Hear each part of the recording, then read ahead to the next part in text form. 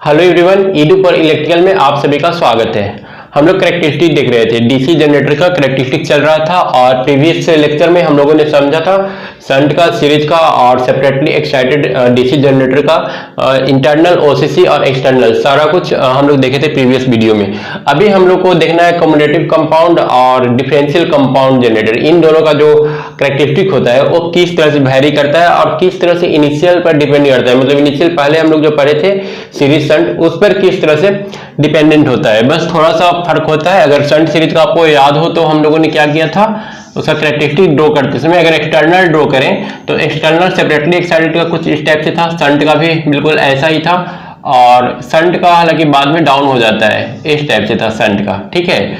और सीरीज की बात करें तो वो कुछ ऐसे था, ठीक है। ए था हमारा सेपरेटली एक्साइटेड, ए हो गया शंट और ए हो गया सीरीज। सीरीज का स्टार्ट होता है 0 से, ठीक है। अब हम लोग जो स्टडी करेंगे एक्सटर्नल और इंटरनल कैरेक्टरिस्टिक्स, वो होगा हमारा कम्युलेटिव कंपाउंड। कम्युलेटिव कंपाउंड और डिफरेंशियल कंपाउंड का, कंपाउंड मोटर का दो टाइप होता है, कम्युलेटिव और डिफरेंशियल। अगर हम दोनों में डिफरेंस देखें तो हमारा कम्युलेटिव कंपाउंड में जो फ्लक्स होगा, इसको हम लोग फाइसी से डिनोट करते हैं, A phi S H shunt plus series के बराबर हो जाएगा। फाई एस एच प्लस हो जाएगा phi A C, shunt series दोनों के एडिशन होता है कम्युलेटिव कंपाउंड में। और हम लोग जानते हैं फ्लक्स पर ईएमएफ डिपेंड करता है, वोल्टेज का करेक्टरिस्टिक्स, ईएम का करेक्टरिस्टिक देखना है, करंट के साथ किस तरह से वेरी करता है, तो ये जान लेना भी हमारे लिए जरूरी है। डिफरेंशियल केस में ये हो जाएगा phi S H minus phi A C. अब हम लोग एक लॉन्ग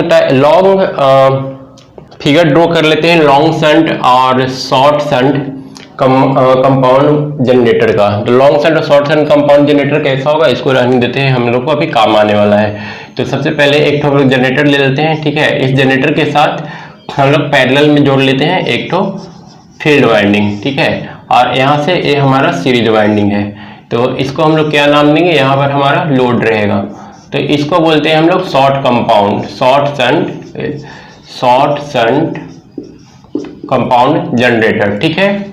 उसके बाद दूसरा हम लोग लॉन्ग शंट का अगर ड्रॉ करेंगे तो पहले हमारा जनरेटर होगा, ठीक है। जनरेटर के बाद सीरीज वाइंडिंग आ जाएगा और सीरीज वाइंडिंग के बाद हम लोग का फिर से यहाँ पर शंट वाइंडिंग रहेगा, ठीक है। अब इन दोनों का कैरेक्टरिस्टिक हम लोग को ड्रॉ करना है, यहाँ पर हमारा लोड लगा रहेगा।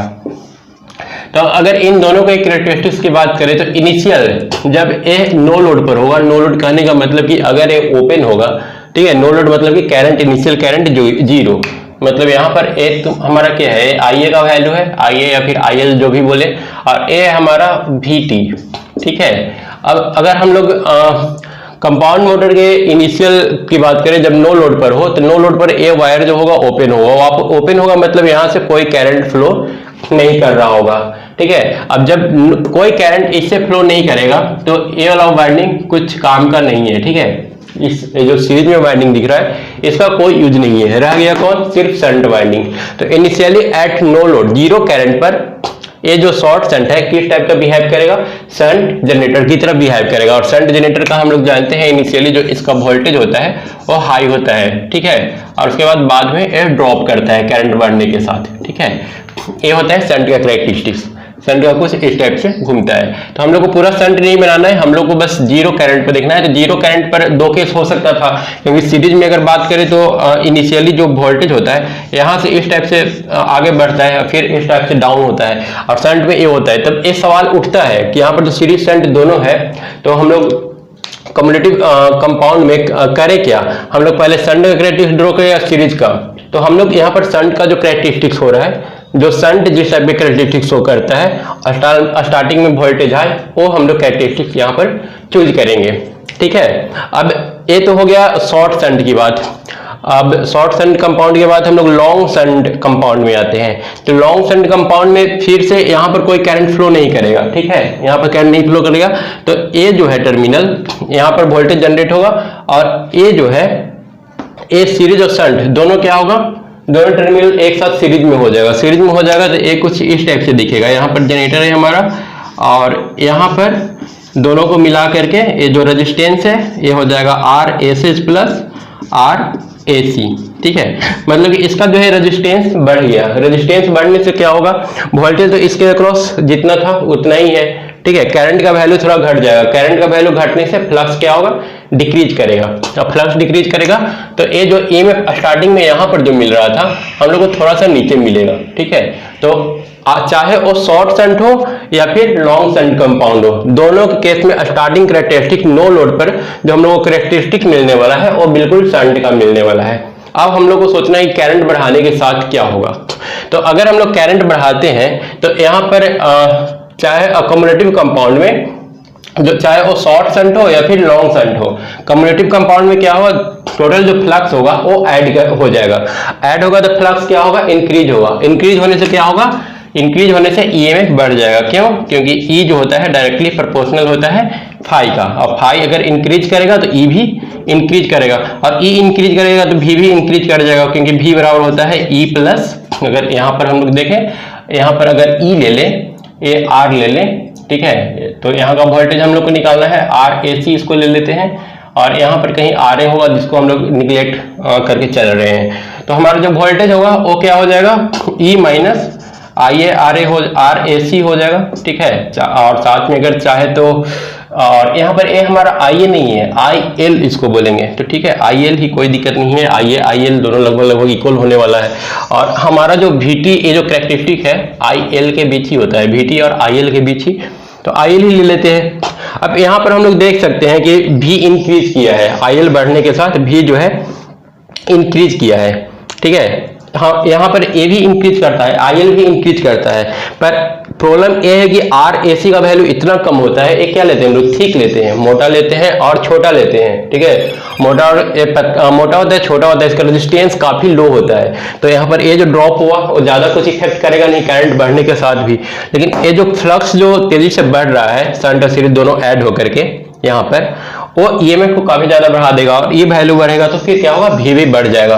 तो मतलब कि करंट बढ़ने के साथ हम लोग को जो वोल्टेज मिलने वाला है वो ज्यादा मिलने वाला है। तो एक किसका कैरेक्टरिस्टिक्स हो गया, यहाँ पर दोनों ऐड हो रहा है, कम्युलेटिव कंपाउंड मोटर का, कम्युलेटिव कंपाउंड मोटर। क्लियर है।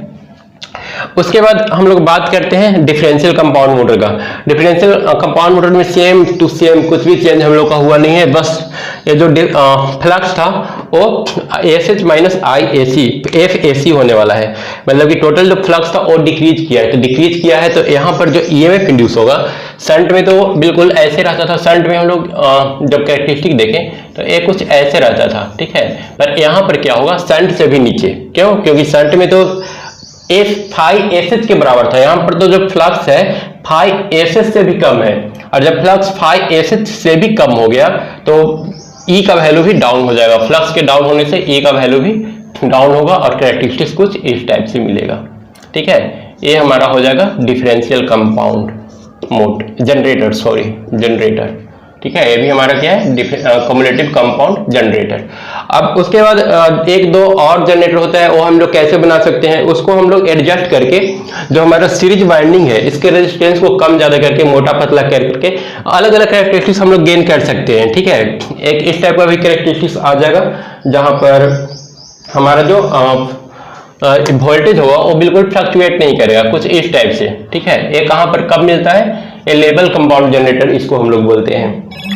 ठीक है, लेबल कंपाउंड डीसी जनरेटर का इस टाइप से फ्लक्स मिलेगा। तो हमको करना क्या है, बस फाई एसी को, फाई एसी जैसे था वैसे ही रहेगा, फाई एसी को थोड़ा बहुत एडजस्ट करना है। जैसे ए डाउन हो गया था, फाई एसी का वैल्यू हाई होने से फाई एसी को थोड़ा सा कम कर देंगे तो ए थोड़ा और ऊपर चला जाएगा, और ऊपर जाएगा तो हम लोग को क्या मिलेगा, लेबल कंपाउंड जनरेटर मिल जाएगा। इसके अलावा और भी होता है, ओवर कंपाउंड जनरेटर होता है जिसका VT क्या होता है, थोड़ा हाई होता है। अंडर कंपाउंड जनरेटर होता है, तो डिफरेंट तरीका का हम लोग जनरेटर बना सकते हैं। तो ये है पूरा कम्युलेटिव कंपाउंड जनरेटर का कैरेक्टरिस्टिक्स। तो सॉरी, कम्युलेटिव कंपाउंड नहीं, टोटल जो हो गया कंपाउंड जनरेटर का कैरेक्टरिस्टिक्स। तो एक काफी ज्यादा सिंपल है, बिल्कुल शंट से मिलता जुलता है, एक्स्ट्रा हम लोग को इसमें कुछ करना नहीं है, बस थोड़ा सा फाई एसी और फाई एसएच को ध्यान में रखना है, ये पूरी तरह से क्लियर हो जाएगा। तो यहाँ पर आपको किसी तरह का कोई कंफ्यूजन होना नहीं चाहिए। अगर कैरेक्टरिस्टिक्स आता है शंट सीरीज का और साथ में कंपाउंड का, अगर डिफरेंशिएट करने का देता है कौन किसका वैल्यू होगा, तो आपको चूज करने में आसानी होगा। आई थिंक आप चूज कर लेंगे।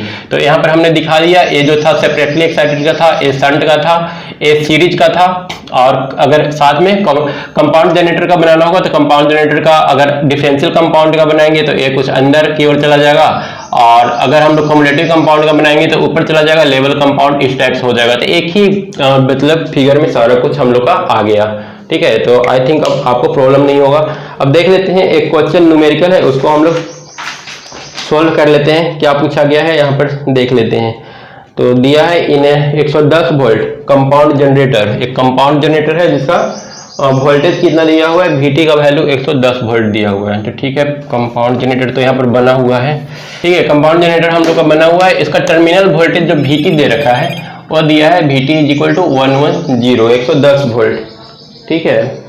Resistance of armature, shunt and series winding, तीनों का रेजिस्टेंस दिया हुआ है। सबसे पहले आर्मेचर का रेजिस्टेंस है 0.06, तो यहाँ पर आर्मेचर रेजिस्टेंस हम लोग जोड़ देते हैं, ये 0.06 ओम, ठीक है।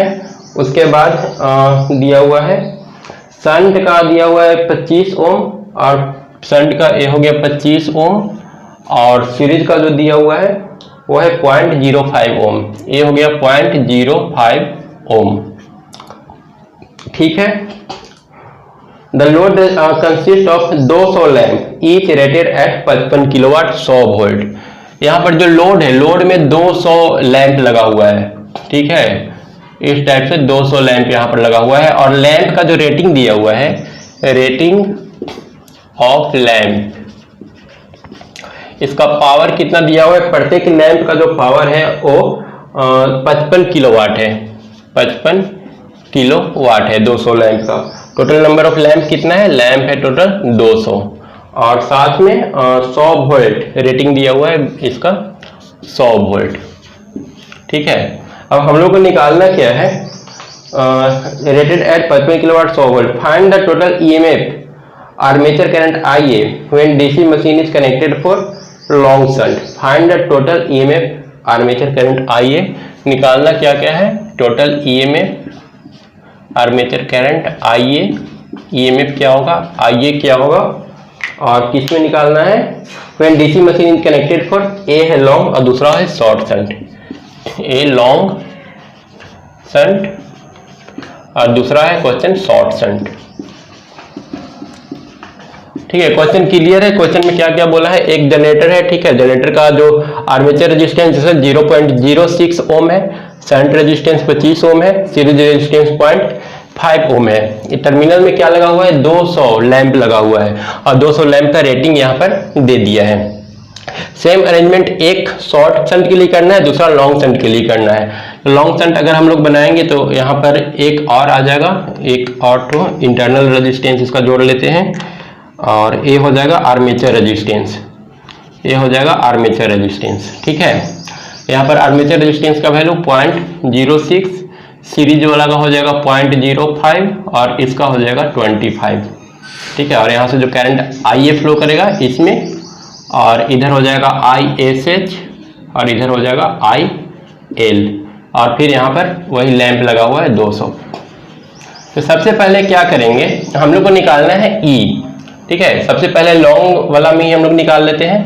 लॉन्ग में हम लोग को निकालना है E किसके बराबर होगा, E निकालने के लिए हम लोग को चाहिए VT, तो टर्मिनल वोल्टेज दिया हुआ है, E बराबर हो जाएगा, E जो है करंट इधर से इधर की ओर फ्लो करेगा, तो सबसे ज्यादा वोल्टेज E होगा, मतलब E जो होगा सबके सम के बराबर होगा, मतलब कि IA into RA 0.06 into plus यह है 0.05, और साथ में प्लस टर्मिनल वोल्टेज VT, यहाँ का जो वोल्टेज है 110 वोल्ट है, ठीक है। ये हम लोग को निकालना होगा। तो इसके लिए, इसको सॉल्व करने के लिए VT तो हम लोग को पता है, IA किसी तरह से फाइंड आउट करना होगा।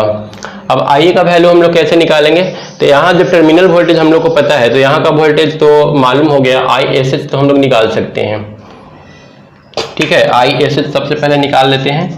ISH हो जाएगा टर्मिनल वोल्टेज 110, VT का वैल्यू 110 दिया हुआ था, डिवाइडेड बाय R, यहाँ पर हम R 25, ये हो गया हम लोग का ISH। और IL का वैल्यू कितना हो जाएगा, IL का वैल्यू जरूरत है, क्योंकि IA जब निकालेंगे तो वो किसके बराबर होगा, ISH प्लस IL के बराबर होगा। तो IL कैसे निकाल लेंगे, IL हो जाएगा यहाँ का voltage, terminal voltage 110 divided by A total resistance. Total resistance कैसे कैलकुलेट करेंगे? तो सबसे पहले यहाँ पर तो 200 लैंप लगा हुआ है, हम एक लैंप का रेजिस्टेंस निकाल रहे हैं। P बराबर क्या हो जाएगा, वी स्क्वायर बाई आर, या यहाँ से R इज इक्वल टू कितना मिलेगा हम लोग को, वी स्क्वायर बाई पी। और V का वैल्यू कितना है, रेटिंग 100 दिया हुआ है, 100 इंटू 100 बटा P का वैल्यू 55। ठीक है, अब एक रेजिस्टेंस का वैल्यू इतना है। इस तरह से कितना रेजिस्टेंस लगा हुआ है, टोटल 200 रेजिस्टेंस लगा हुआ है। तो जितना ज्यादा रेजिस्टेंस लगेगा इसका क्या होगा, रेजिस्टेंस का वैल्यू डाउन होता चला जाएगा।